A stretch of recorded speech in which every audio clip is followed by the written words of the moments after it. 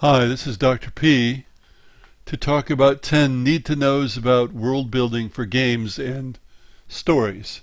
But my primary focus here is games. I don't write fiction. I'm too literal-minded. I think game design first. So I have a list of 2 pages of these 10 elements or questions, need-to-knows, and then I'll go through each one individually. So the first is, base your world on something well known the first time you try it. And if you think about it, many fantasies are modeled on medieval Europe with magic added. This has the virtue of familiarity. If something is quite unfamiliar, for example in the world of Take-A-Mail, of the game Empire of the Petal Throne, people can actually be put off. There's also less work in starting with the familiar. It is, in fact, what most world building amounts to. You start with what's familiar. You don't need lots of detail for individual adventures. Jeffro Johnson has what he calls the rule of 6. You only need to know 6 things about the world to run an adventure, and that's an arbitrary number.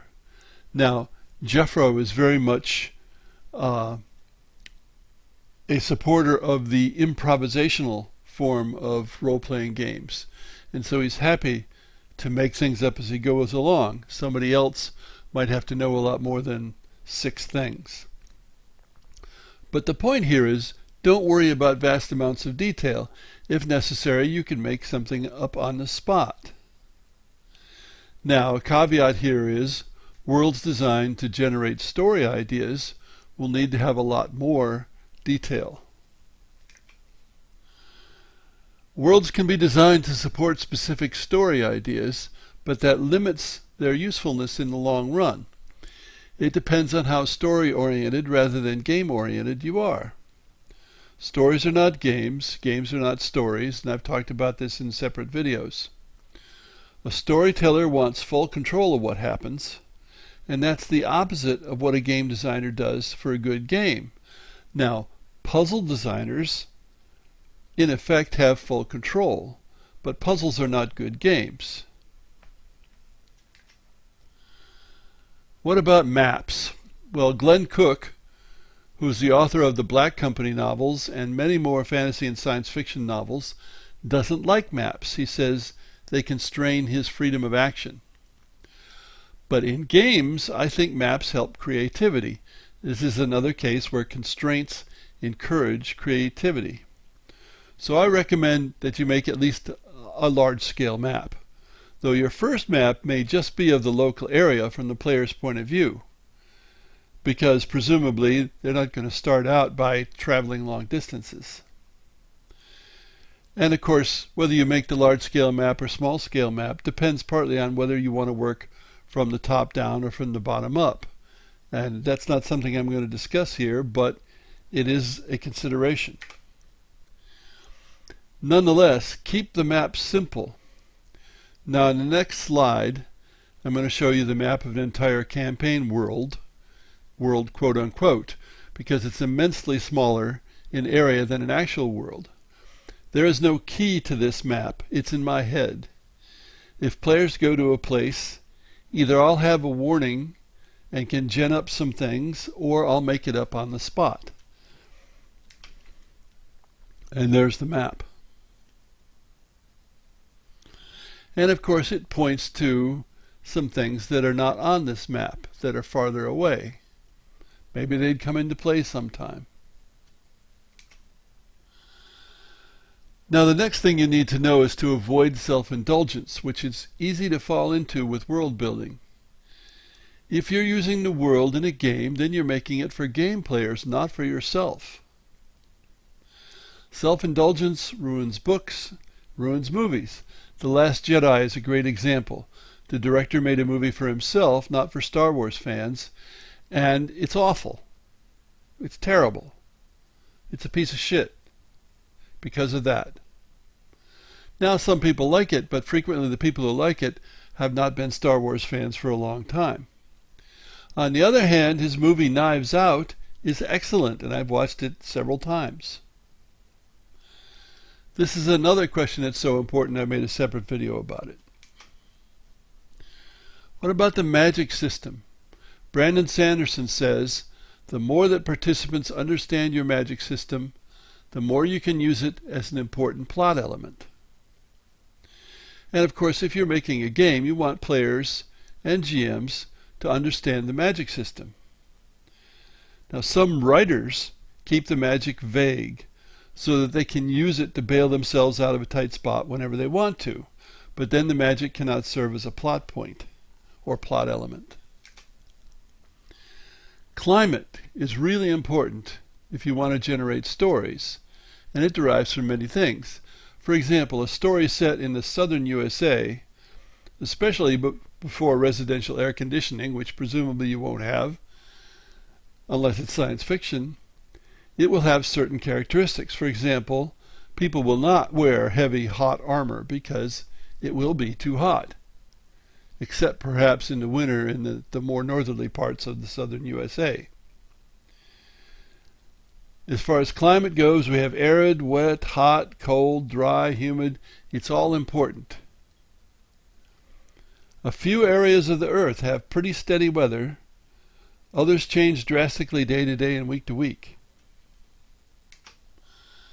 Technology level is really important. And people tend to take some things for granted that aren't necessarily so. For example, consider horses. Can horses be ridden in this world, if they exist at all? In the real world, cavalry wasn't common until as late as 900 BC. Chariots preceded cavalry for centuries because horses weren't large enough to be ridden far or ridden at all. Yet chariots themselves were developed long after civilization, so initially horses were not large enough even to pull chariots. Another question is, are there ocean-going ships? Ocean-going as opposed to ships that can travel in a relatively calm sea like the Mediterranean Sea. And yet even in the Mediterranean, those ships were frequently sunk in storms if they were caught in a storm. A general question that becomes very important is, how fast is communication? How fast is transportation? If it's science fiction, how fast is interstellar travel, if there is any at all? Demographics is important if you want to generate stories. For role-playing games, you can ask yourself, how many adventurers are around in a particular area? And how powerful are the most powerful? How many people are around? And how does that affect the availability of farmland? Remember, in pre-techno days, land equals wealth most of the time. If you want to get wealthy, get land. The last here is unintended consequences. Everything you do to a world has consequences. You've got to think about those consequences, or your world may become less believable, which possibly breaks immersion. And of course, believability is closely related to breaking immersion. If there are ridiculous things going on, then people are going to lose track that they're in a game, and they won't like it. Think of something like adding many flying ships to a medieval-style setting. That's going to make for massive changes in transportation, communication, combat, and so on. I always said that it was ridiculous for Spelljammer, which is fantasy ships in outer space, that the game just assumed people would take their Spelljammers and fly out into the outer space or wild space and not just stay on the world and make big differences in transportation, communication, and combat. Now, I've talked about this briefly in an audiovisual class called Learning Game Design. It's actually Learning Game Design 1 and 2. And this should be the subject of a separate online class, if I live long enough, just about world building. And you can go to my website and check these things out periodically, pulseforgames.com. Now, I want to add one more thing, because I ran across this. How not to do it. This is from Full Sail University, which is a well-known game development school. And I'm going to quote briefly their world building course. The world building course teaches students how to create a level based on game interactions and features. Designing a level by interaction allows the game designer to map out the perfect game scenarios to give the player. I could go on about this. You can see it on the slide. But they're talking about designing a series of levels. They're not talking about building a world at all. And if you look at the course outline, we have defining game interactions, creating modularity, facilitating scenarios, level creation with interactions, and mapping interactions. It just has nothing to do with world building. When you're making a world, you're making a setting for things to happen in, and if it's a world, it's quite large.